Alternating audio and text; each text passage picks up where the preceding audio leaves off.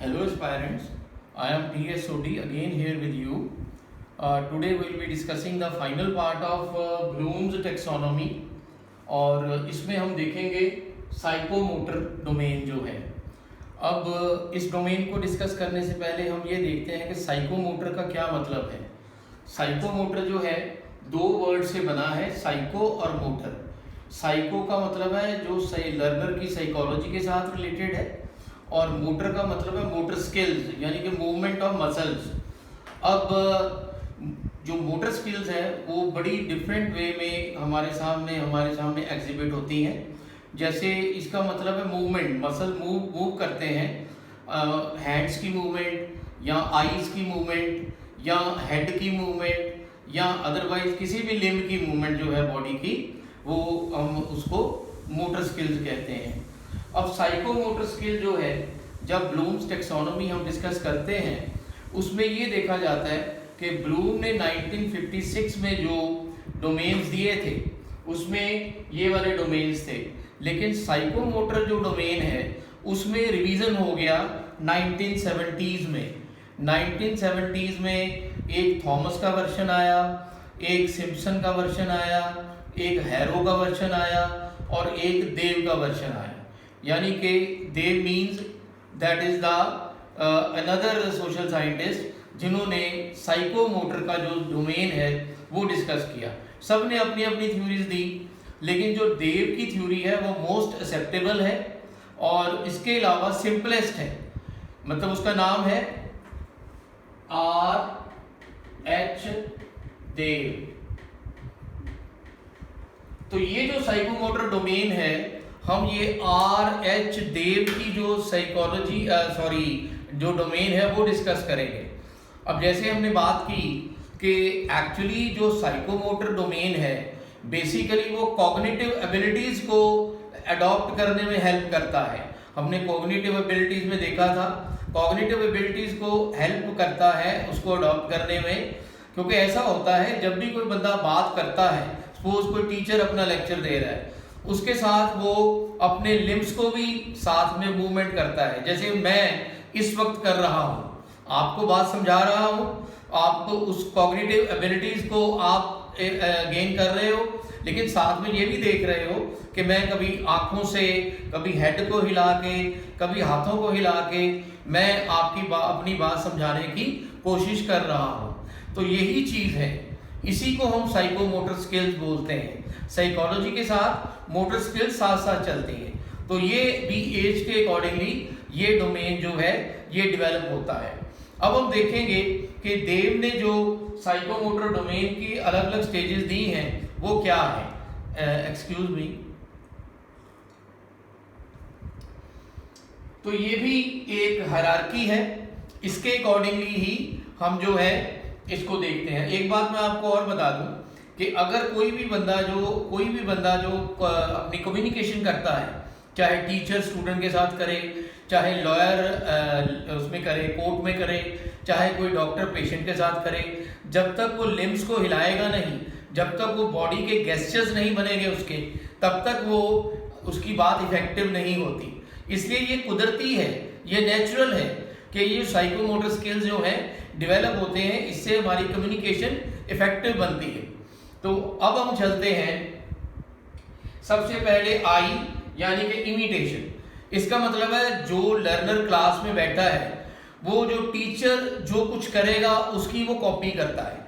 जो भी motor skills वो यूज करता है टीचर, अपने हाथ को हिला के, अपने हेड को हिला के, अपनी आईज को हिला के, या किसी भी तरह जो भी गेस्चर उसका बॉडी का होगा, बॉडी लैंग्वेज जो होगी, तो वो उसको कॉपी करता है। फॉर एग्जाम्पल अगर टीचर क्लास में पढ़ा रहा है तो उस क्लास में प्रिंसिपल आ जाता है किसी इंस्टीट्यूशन का। जब प्रिंसिपल आएगा तो टीचर अगर बैठ के पढ़ा रहा है तो टीचर विल स्टैंड अप और झुक के उसको विश करेगा। तो ये चीज़ लर्नर ने देखी कि जो बंदा किसी के बड़े रैंक का बंदा हो या कोई उम्र में बड़ा हो या सीनियर हो, अदरवाइज जब वो जूनियर के सामने आएगा तो जूनियर अपने आप खड़ा हो जाएगा और उसकी रिस्पेक्ट में खड़ा होगा। तो ये बात वो इमिटेट करता है। वो भी ऐसे ही करता है कि जब टीचर क्लास में आता है तो वो स्टैंड होता है इज्जत देने के लिए, खड़ा होता है। तो ये जो इमिटेशन है ये बिल्कुल उसने ऐसा किया, उसकी कॉपी की उसने, यानी कि जो टीचर का गेस्चर था उसकी उसने कॉपी की। इसके बाद बात आती है मैनिपुलेशन की। अब मैनिपुलेशन का मतलब भी यही है कि वो टीचर के गेस्चर को कॉपी करता है, लेकिन वो क्लासरूम में नहीं, अपनी लाइफ के किसी और सिचुएशन में भी उस चीज को कॉपी करता है। फॉर एग्जाम्पल वो अपने घर में बैठा हुआ है, घर में बैठा है तो घर में कोई मेहमान आ गया जो उससे एज में बड़ा है या स्टेटस में बड़ा है, तो उसको याद आएगा कि जो बंदा बड़ी स्टेटस का आता है या अदरवाइज बड़ी उम्र का बंदा आता है तो छोटों को खड़ा होके उसकी इज्जत करनी है, तो फिर वो खड़ा हो जाएगा और उसको विश करेगा। तो ये मैनिपुलेशन है, यानी कि लाइफ की किसी भी सिचुएशन में वो इमिटेशन वाली बात को लेके चलेगा। जो भी टीचर ने उसको करके दिखाया या टीचर ने उसको बताया भी कि जब बड़े आते हैं तो हमें इज्जत करनी चाहिए, तो ये बात उसके माइंड में है, तो किसी भी सिचुएशन में फिर वो इस तरह करता है। इसके बाद बात आती है जी प्रिसीजन की।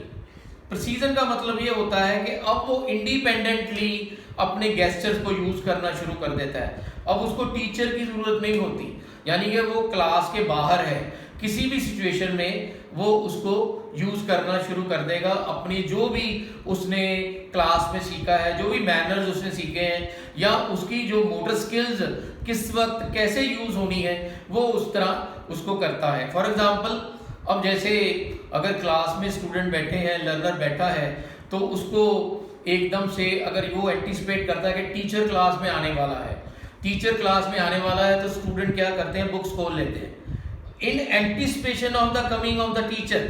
उनको पता चल गया कि टीचर क्लास में आ रहा है तो वो अपनी बुक्स खोल लेंगे या वो खड़े हो जाएंगे फॉर टू गिव रिस्पेक्ट, ठीक है। तो इस तरह इन एंटिसिपेशन जो काम किया जाता है, जो इन एंटिसिपेशन हमारे जो लिम्स मूव करते हैं किसी भी चीज को भाप के कि ये चीज होने वाली है, उसके अकॉर्डिंगली हमारे लिम्स का रिएक्शन होता है, तो वो उसको ये प्रिसीजन की कैटेगरी में डोमेन को लिया जाता है। अब और भी बहुत सी एग्जांपल्स हैं। फॉर एग्जांपल अगर हम सिनेमा देखने गए हैं, थिएटर में बैठे हैं, तो हमें जब लास्ट में पता चलता है कि सिनेमा खत्म होने वाला है, तो हम सब लोग अपनी सीट से उठ के खड़े हो जाते हैं बाहर जाने के लिए, तो ये भी प्रिसीजन वाला डोमेन है। इसी तरह हम ट्रेन में जा रहे हैं या बस में जा रहे हैं, तो हमें पता चल जाता है दूर से कि हमारा स्टेशन आने वाला है, तो हम जल्दी से खड़े होकर डोर की तरफ चले जाते हैं। तो ये जो मोटर स्किल्स हैं ये प्रिसीजन का एस्पेक्ट है, क्योंकि इससे हमें एंटिसिपेशन से जो हम करते हैं, हमारे लिम्स जो काम करते हैं, वो ये इस तरह उसको रिस्पॉन्ड करते हैं। इसके बाद बात आती है आर्टिकुलेशन की। आर्टिकुलेशन की पहले हमने देखी स्टैंडर्ड कंडीशन। स्टैंडर्ड कंडीशन का मतलब है कि क्लासरूम में हमने अगर कोई बिहेव कैसा करना है, हमने देख लिया कि हमने एल्डर हमारे पास सामने आएगा तो हम खड़े होकर रिस्पेक्ट करेंगे, या किसी सिनेमा में गए हैं तो हमने एंटिसिपेशन कर ली, तो हम उस तरह हम उसके बाद बाहर जाने के लिए खड़े हो गए। तो ये स्टैंडर्ड कंडीशंस में हमारी जो हमारी मूवमेंट की ऑफ लिम्स है वो होती है। लेकिन आर्टिकुलेशन में ये है रैंडम पोजीशन। रैंडमली अगर कोई सिचुएशन हमारे सामने आती है तो फिर भी हम अपने रिफ्लेक्स एक्शन को या अपनी बॉडी की मूवमेंट को करते हैं। अब इसमें हमने रिफ्लेक्स एक्शन की बात की। अब रिफ्लेक्स एक्शन भी साइकोमोटर का हिस्सा है। रिफ्लेक्स एक्शन का मतलब क्या होता है कि कुछ ऐसी मूवमेंट्स होती हैं जो ऑन द स्पॉट हमारे बॉडी में वो जो है वो एक्टिव होती हैं। जैसे अगर कोई ड्राइवर ड्राइव कर रहा है गाड़ी, अचानक उसके सामने कोई बंदा आ गया तो वो जोर से ब्रेक मार देगा, तो ये रिफ्लेक्स एक्शन है। या हम देख रहे हैं धूल उड़ रही है, अगर आंखों में कुछ पड़ने के डर से हम आंख बंद कर लेते हैं अचानक, तो ये रिफ्लेक्स एक्शन है। तो ये भी साइकोमोटर का हिस्सा है, तो ये भी हमारी बॉडी की मूवमेंट के साथ ये जुड़ा हुआ है। अब हम बात कर रहे थे आर्टिकुलेशन की। तो आर्टिकुलेशन में क्या होता है कि इसी तरह की कोई रैंडम सिचुएशन में जो हमारे लिम्स की मूवमेंट होती है, जो चाहे हमारे आई की मूवमेंट हो या हमारे हाथ की मूवमेंट हो या हमारी लेग्स की मूवमेंट हो, कोई भी मूवमेंट, कोई भी बॉडी गेस्चर हो, तो वो जो है आर्टिकुलेशन में आता है। फॉर एग्जांपल एक बंदा ड्राइव करके जा रहा है और उसके पीछे एम्बुलेंस आ रही है, उसने देख लिया पीछे एम्बुलेंस आ रही है और उसको पता है कि एम्बुलेंस के लिए रास्ता छोड़ना है, तो वो क्या करेगा, वो एकदम से साइड में कर लेगा अपनी गाड़ी को और एम्बुलेंस को जाने देगा। ठीक है, ये आर्टिकुलेशन है। इसी तरह अगर क्लासरूम है, क्लासरूम में एक लर्नर बैठा है किसी सीट पे और उसके साथ की सीट खाली है, तो वो क्या एक सीट पे बैठा है और उसके दूसरी तरफ सीट खाली है, तो एक नया स्टूडेंट अगर क्लास में आता है तो इस एंटीसिपेशन से कि वो मेरे पास आके बैठेगा, वो लर्नर अपनी सीट छोड़ के अगली सीट पे हो जाएगा ताकि उसको बिठा उसको वो बैठ सके। तो ये है आर्टिकुलेशन जो हम देखते हैं। तो इस तरह जो मतलब एक रैंडम सिचुएशन में भी, चाहे क्लासरूम की सिचुएशन हो चाहे रैंडम सिचुएशन हो, ठीक है जी। इसके बाद बात करते हैं नेचुरलाइजेशन की। नेचुरलाइजेशन का मतलब है कि अब जो लिम्स की मूवमेंट है जो उसने सीखी है डिफरेंट स्टेजेस में, अब नेचुरली उसके माइंड में वो वर्क करने लग पड़ती हैं। अब उसको किसी से सीखने की जरूरत नहीं है। अब उसको ये नहीं है कि वो सीखेगा, उसको कोई बताएगा तभी वो मूवमेंट करेगा। तो अब इसको नेचर के तौर पे ही नेचुरल वे में वो उसके माइंड में, उसकी बॉडी में, उसकी बॉडी मूवमेंट में वो चीज़ें आ जाती हैं कि किस सिचुएशन पे कौन सी बॉडी मूवमेंट होगी। फॉर एग्जांपल अगर किसी ने स्विमिंग सीखी है तो पहले उसने 2.5 फीट के डेप्थ के साथ स्विमिंग सीखी, फिर 4 फीट के साथ सीखी, उस वक्त इंस्ट्रक्टर साथ था। लेकिन फिर क्या हुआ कि इस तरह करते करते प्रैक्टिस करते करते उसकी इतनी प्रैक्टिस हो गई कि एक दिन वो बिना इंस्ट्रक्टर के ही 6 फुट डेप्थ वाला जो है स्विमिंग करके पार चला जाता है और सक्सेसफुल हो जाता है। या अगर कोई बंदे ने कोई नॉलेज ली है, कॉग्निटिव ग्रोथ उसकी हुई है लिम्स के साथ, तो उसको पता चला कि ये वाली नॉलेज मैंने गेन की है, तो कई बार वो अपने आप ही बिना किसी गाइडेंस के किसी इंटरव्यू में अपीयर होता है और अपनी ही उस नेचुरलाइजेशन के साथ ही वो पास हो जाता है, इंटरव्यू में सक्सेसफुल हो जाता है। तो ये नेचुरलाइजेशन। तो ये जो है 5 स्टेजेस, ये साइकोमोटर जो है उस डोमेन का हिस्सा है। अब हमने बात की, एक्सक्यूज मी, अब हमने बात की 3 स्टेजेस की, कॉग्निटिव, अफेक्टिव एंड साइकोमोटर। अब इसके अलावा एक और थ्योरी बनी जो कि 2 डोमेन्स को मिलके बनी।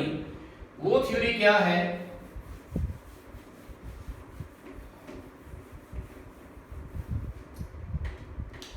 वो डोमेन कहा गया